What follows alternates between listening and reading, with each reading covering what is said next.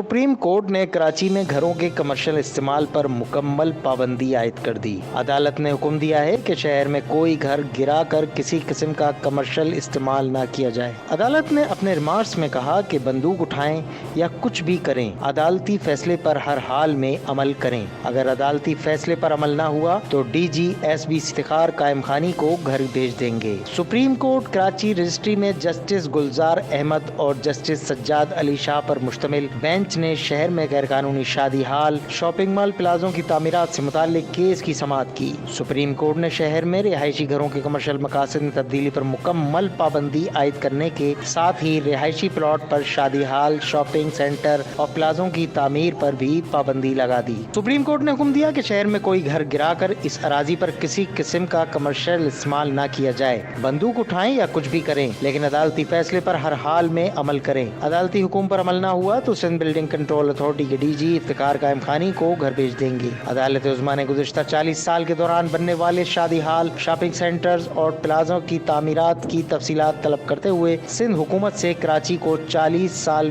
पुरानी हालत में बहाल करने पर तजावीज़ भी मांग ली। Press the bell icon on the YouTube app and never miss another update.